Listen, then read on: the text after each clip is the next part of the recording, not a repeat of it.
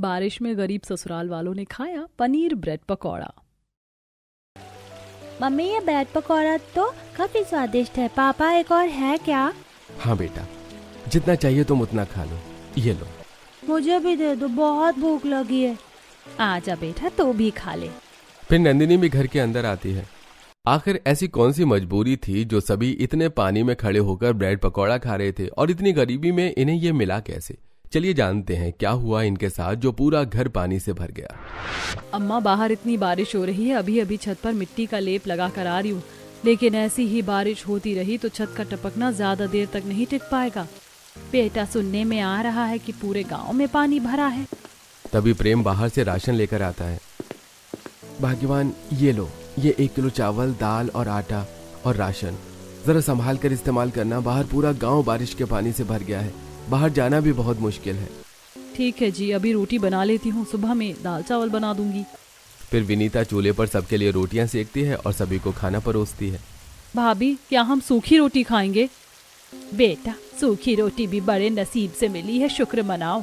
मेरी तो किस्मत फूट गई है जो मैं इस घर में पैदा हुई। दीदी, मैं प्याज और हरी मिर्च काट कर उसमें नमक मिला कर दे देती हूँ, उससे खा लो आप। फिर विनीता मिर्च और प्याज काट कर उसमें नमक मिलाकर सभी को खाने के लिए देती है। सभी खाना खा रहे होते हैं कि तभी, ये क्या, बस एक रोटी भाभी, मुझे एक और रोटी दो, एक रोटी में मेरा कुछ नहीं होगा। दामाद जी, सभी के हिस्से में एक एक रोटी ही आई है। बाहर बारिश है, अगर अभी सारा राशन खत्म हो गया तो कल के लिए नहीं बचेगा। अभी तो बस काट कपट कर चलाना होगा। देख रही हो नंदिनी, अब तुम्हारे घर वालों को मेरे खाने में भी दिक्कत होने लगी है। एक तो इस बेकार से टपकती छत के घर में रहो और अब खाने के लिए भी ढंग से नहीं मिल रहा है मुझे। भाभी, आपको मेरे और मेरे पति से इतनी प्रॉब्लम क्यों है? लो जी, आप मेरी रोटी खा लो, मैं भूखी रह लूंगी। नहीं दीदी, मुझे किसी से परेशानी नहीं, मैंने तो बस घर के हाल को देखकर कहा, ये लो, आप मेरे हिस्से की रोटी खा लो। लेकिन विनीता, मुझे भूख नहीं है जी। विनीता अपने हिस्से की रोटी ननद को देकर भूखी ही सो जाती है। देर रात जब सभी सो रहे होते हैं, अचानक बारिश बहुत तेज हो जाती है और घर में पानी भरने लगता है। अजी उठिए, उठिए, देखो पूरे घर में पानी भर रहा है। अरे रे, अब क्या होगा? माँ, नंदिनी, बाबूजी उठो, सब देखो कितना पानी भर गया है।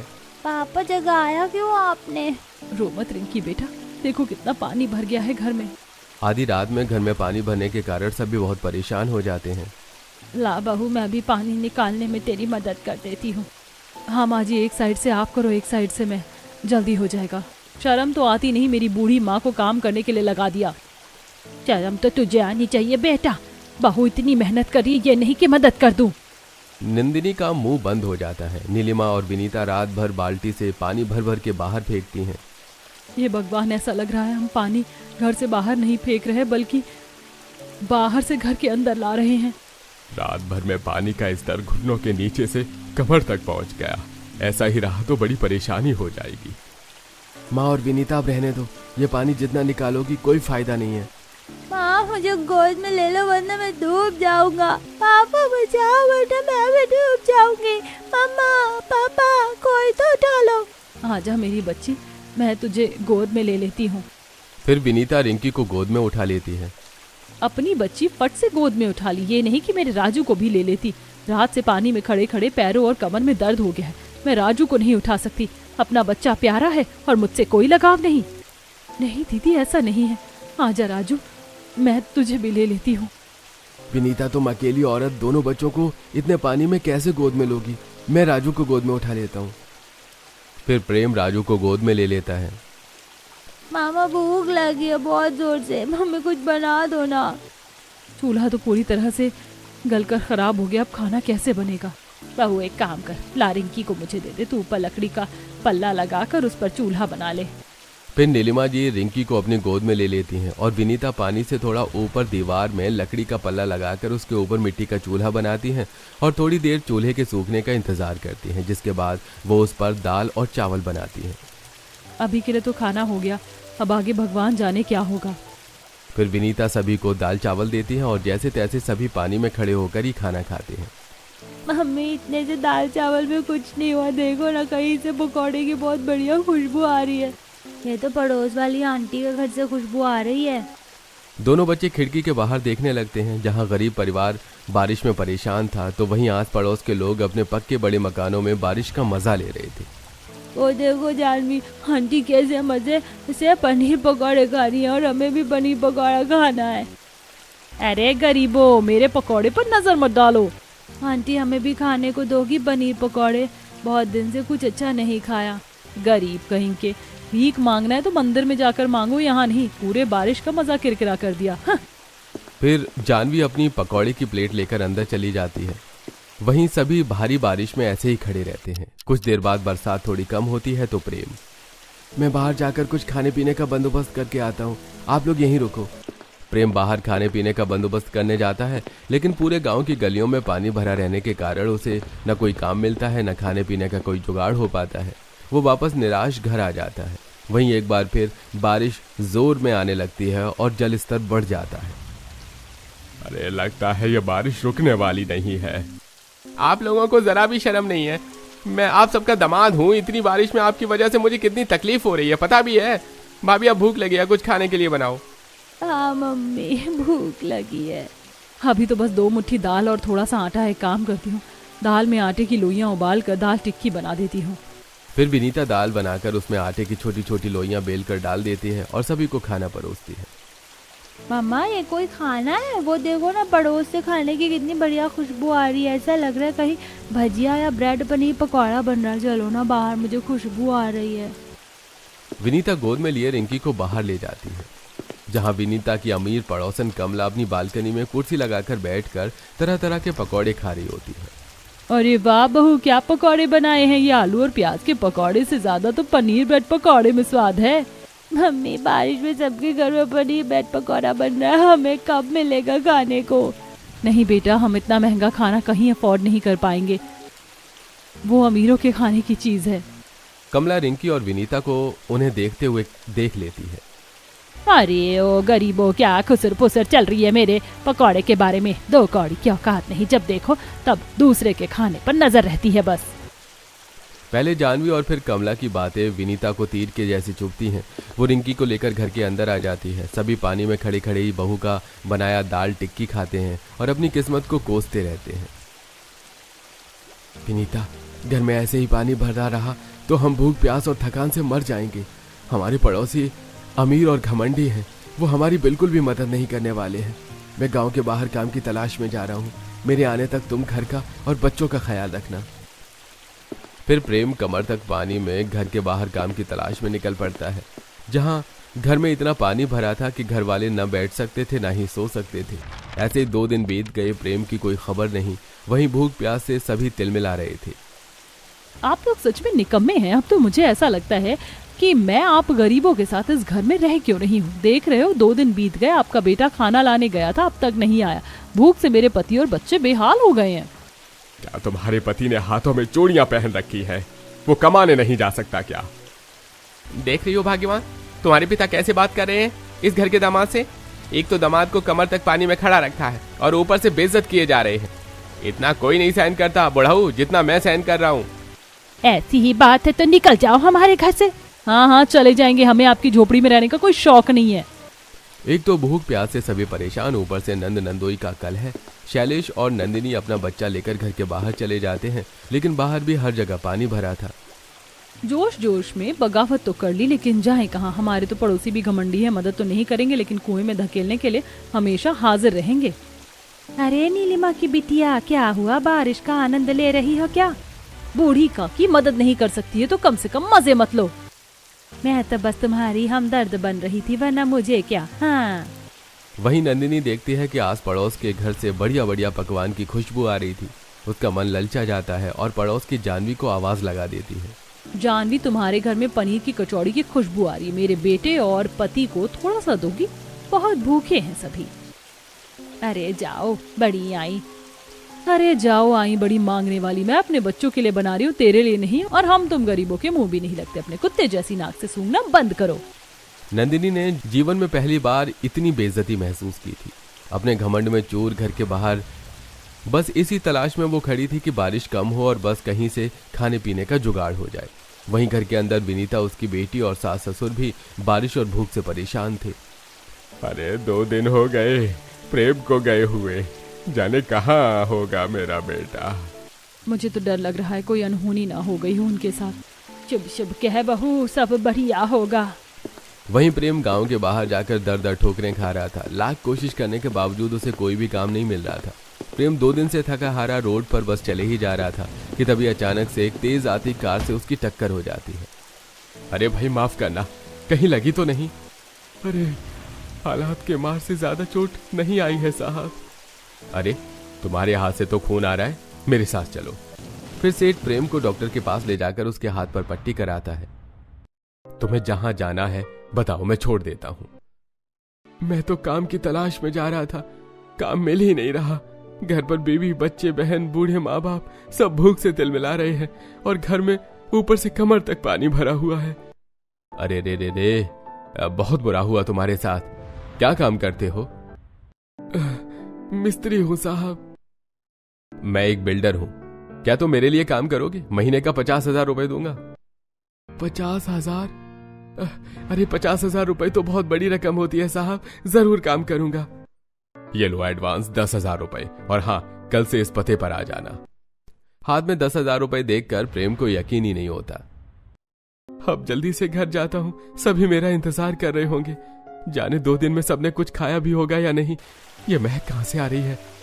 प्रेम यहाँ वहां देखने लगता है कि तभी उसे एक पनीर ब्रेड पकौड़े की दुकान दिखती है। बहुत दिन हो गए, घर वालों ने कुछ ढंग का नहीं खाया। क्यों ना आज सबके लिए पनीर ब्रेड पकौड़ा लेकर जाता हूँ, सभी खुश हो जाएंगे। और आज तो बड़ी खुशी की बात है सबके लिए। फिर प्रेम ब्रेड पकौड़े वाले की दुकान पर जाता है। कैसा दिया ब्रेड पकौड़ा भाई? 30 रुपए का भैया। आज तो खुशी की बात है, आज एक दिन तो दिल खोल कर खर्च कर सकता हूँ। भैया काम करो, 10 पनीर ब्रेड पकौड़ा पैक कर दो। और हाँ, हरी चटनी लाल चटनी और सलाद डालना मत भूलना। देखकर तो काफी गरीब लगते हो, कोई पार्टी है क्या आज? कुछ ऐसा ही समझ लो भाई। ये लो भैया तुम्हारी गर्मा गर्म पनीर ब्रेड पकौड़े। ये लो आपके पैसे, धन्यवाद भाई। फिर प्रेम गर्मा गर्म पनीर ब्रेड पकौड़े लेकर गांव के अंदर जाता है, जहां अभी भी हर जगह पानी भरा हुआ था। वो थैली को हाथ में उठाए कमर तक पानी में चलकर घर आता है, जहां नंदिनी और दामाद जी बच्चे के साथ बाहर खड़े थे और बाकी घर वाले अंदर टपकती छत और बारिश से परेशान भूखे प्यासे थे। पापा आ गए आप? हम तो बहुत डर गए थे पापा, बहुत भूख लगी है। खुशबू कैसे आ रही है? बहुत दिन से कुछ बढ़िया नहीं खाया। पड़ोसी भी पकौड़े तलते हैं लेकिन खाने को बस ताने मिलते हैं। आप फिक्र ना करो जी, ये रिंकी कुछ भी कहती है। अजी काम मिला या नहीं? ये पन्नी में क्या है? अरे भाग्यवान, काम भी मिल गया और 10,000 रुपए एडवांस मिले हैं। ये लो, मैं आज सभी के लिए पनीर ब्रेड पकौड़े लाया हूँ। पनीर ब्रेड पकौड़े का नाम सुनकर ही सभी के चेहरे पर एक बड़ी सी मुस्कान आ जाती है। आज तो बहुत दिन बाद कुछ बढ़िया खाने को मिलेगा। जिसके बाद विनीता सभी को पनीर ब्रेड पकौड़े निकाल कर देती है और सभी बड़े ही चाव से ब्रेड पकौड़े खाने लगते हैं। आज सभी की आंखों में खुशी के आंसू थे। पनीर ब्रेड पकौड़े के साथ उन्हें एक बेहतर जीवन की उम्मीद मिली थी। वहीं नंदिनी बाहर से सभी को खाते हुए देख रही होती है। क्या अब मैं इतनी बुरी हो गई हूँ कि आप लोगों को चुभने लगी? मुझे किसी ने पूछा तक नहीं। तुम भी अंदर आ जाओ नंदिनी जो, और लो सभी के लिए मैं ब्रेड पनीर पकौड़ा लाया हूँ। लो जीजा जी खाओ, आपके लिए 2 लाया हूँ। साले साहब एक ही बहुत है, माफ करना भाई, मैंने तुम्हें इस मुश्किल घड़ी में भी बहुत तंग किया। ये आपके लिए भाभी, उस दिन आपने अपने हिस्से की रोटी दी थी ना। जिसके बाद सभी बड़े खुशी से पनीर ब्रेड पकौड़ा खाने लगते हैं। वहीं प्रेम को पनीर ब्रेड पकौड़ा लाते हुए पड़ोसियों ने देख लिया था। सभी 4 तरह की बातें करने लगते हैं। अरे ओ कमला, देख उस नीलिमा के बेटे ने आज पनीर ब्रेड पकौड़ा लाया है। इतने पैसे कहाँ से आए उसके पास? पक्का कहीं डाका डाला है आज उसने, वरना उसकी तो 50 रुपए की भी आमदनी नहीं है। अरे हाँ हाँ, 2 दिन से गायब था, पक्का चोरी के पैसों से ही लाया होगा। जिसके बाद सभी मोहल्ले वाले मिलकर प्रेम के घर के बाहर भीड़ लगा लेते हैं। अरे ओ चोरनी के बाहर निकल, चोट्टा कहीं का, हमको मालूम है तूने बाहर से चोरी की है, तभी घर वालों को पनीर ब्रेड पकौड़ा खिला रहा है। घर के बाहर आवाज और हंगामा सुनकर सभी बाहर आ जाते हैं। क्या हुआ भाई, क्यों चिल्ला रहे हो? रोहन प्रेम के हाथ पर मार मार कर उसका पनीर ब्रेड पकौड़ा गिरा देता है और वो पानी में गिरकर खराब हो जाता है। ये क्या बदतमीजी है? अरे यह बदतमीजी नहीं चोट्टा, तेरी औकात तुझे दिखा रहे हैं। भाइयों और बहनों, ये चोट्टा है, इसने गांव के बाहर जाकर चोरी की है। अजी ये सभी क्या कर रहे हैं? नहीं भाग्यवान, ऐसा नहीं है। मुझे 50,000 की नौकरी मिली है और उसमें से 10,000 रुपए एडवांस मिले थे। मैंने उन्हीं पैसों में से ये पनीर ब्रेड पकौड़े लाया हूँ। मेरे पापा झूठ नहीं बोलते, जाओ यहाँ से सब। देख रहे हो उस चूहिया को कैसे टुपुर टुपुर बोल रही है। मारो इसे सब मिलकर, ये गरीब भिखारी हमारे मोहल्ले में रहने लायक नहीं है। तभी रोहन और मोहल्ले के कुछ और आदमी मिलकर प्रेम को मारने लगते हैं कि तभी प्रेम का सेठ कार से वहां आ जाता है। ये सब क्या हो रहा है यहाँ, और आप लोग इसे मार क्यों रहे हो? अरे साहब, आप इतने बारिश में कहाँ इस पानी में खड़े होकर भीग कर अपने कपड़े गंदे कर रहे हैं? आप कार में जाओ, हम इस चोर को मार रहे हैं। झूठ कहता है 50,000 की नौकरी लगी है, इसकी तो 50 रुपए जितनी औकात नहीं है। अरे बस बहुत हुआ, मैंने ही प्रेम को 50,000 रुपए की नौकरी दी है और ये उसकी ईमानदारी की कमाई है, चोरी की नहीं। चोर तो आप लोग हैं। इतने अमीर होने के बावजूद अपने गरीब पड़ोसियों की मदद तक नहीं कर सके। जिसके बाद मोहल्ले में जमावाड़ा लगाए लोग शर्मिंदा होकर वहां से चले जाते हैं। सेठ जी, धन्यवाद एक बार फिर से मेरी मदद करने के लिए। मैं तो बस तुम्हारी चोट को लेकर परेशान था कि तुम ठीक तो हो, इसलिए यहाँ तुम्हें देखने चला आया था। चलो अब मैं चलता हूँ। फिर सेठ जी वहां से चले जाते हैं। अब तक बारिश का प्रभाव एकदम थम चुका था। विनीता की आंखों में आंसू थे। जी मुझे तो यकीन ही नहीं हो रहा हमारे दिन बदलने वाले हैं। देखो बारिश भी थम गई, आज मैं बढ़िया पकवान बनाऊंगी। मम्मी मुझे तो पनीर ब्रेड पकौड़ा ही खाना है। हाँ मम्मी, मुझे भी पनीर ब्रेड पकौड़ा ही खाना है। ठीक है अजी, आप बाहर से सामान लेते आओ, आज पनीर ब्रेड पकौड़ा ही बनेगा। जिसके बाद प्रेम बनिया की दुकान से ब्रेड, बेसन और पनीर और कुछ मसाले लाने चला जाता है। वहां विनीता घर साफ करने लगती है। भाभी लाओ, मैं आपकी मदद कर दूं। मैं भी मदद कर देता हूँ। नहीं जीजा जी, आप हमें ये काम नहीं करा सकते, आप हमसे ये काम नहीं करा सकते, आप बैठो। फिर विनीता और नंदिनी घर का सारा पानी निकाल कर अच्छे से घर की सफाई करती हैं और मिट्टी का चूल्हा बनाती हैं। ये लो विनीता, मैं सामान ले आया। ठीक है जी, सारा सामान बढ़िया है। अब मैं जल्दी से पनीर ब्रेड पकौड़ा बना देती हूँ। लाओ भाभी, मैं आपकी मदद कर दूं। ला बहू, मैं भी कुछ कर देती हूँ। जिसके बाद जहां नंदिनी बेसन घोलती है तो नीलिमा जी पनीर काट कर पनीर ब्रेड पकौड़े को स्टफिंग करके तैयार करती हैं। वहीं दामाद जी ब्रेड कट करके उसमें पनीर की फिलिंग करते हैं और विनीता चूल्हा जलाकर कढ़ाई में तेल गरम करके पनीर ब्रेड पकौड़े में बेसन लगाकर उसे तलती है, जिसकी महक पूरे मोहल्ले में फैल गई थी और सभी अपनी अपनी खिड़कियों से झांकने लगते हैं। वहीं घर में मम्मी जल्दी से पनीर ब्रेड पकौड़ा दो, बहुत तेज से भूख लगी है। बस बेटा दे रही हूँ। फिर विनीता जल्दी से पनीर ब्रेड पकौड़ा तलकर सिलबट्टे पर पिसी हरी चटनी के साथ सभी को सर्व करती है। अरे वाह वाह बहू, ये तो बहुत स्वादिष्ट है। आज सालों बाद कुछ बढ़िया खाकर मजा ही आ गया। मैंने कभी नहीं सोचा था हमारे इतने अच्छे दिन भी आएंगे। थैंक यू भैया भाभी। मायके का पहला और आखिरी पनीर ब्रेड पकौड़ा खा लो। क्यों जी? अपने घर नहीं चलना क्या? सभी हंसने लगते हैं। सभी मजे से पनीर ब्रेड पकौड़ा खाते हैं और नंदिनी अपने पति के साथ अपने ससुराल चली जाती है। वहीं अब प्रेम भी मेहनत से काम करता है और विनीता के ससुराल के दिन बदल जाते हैं।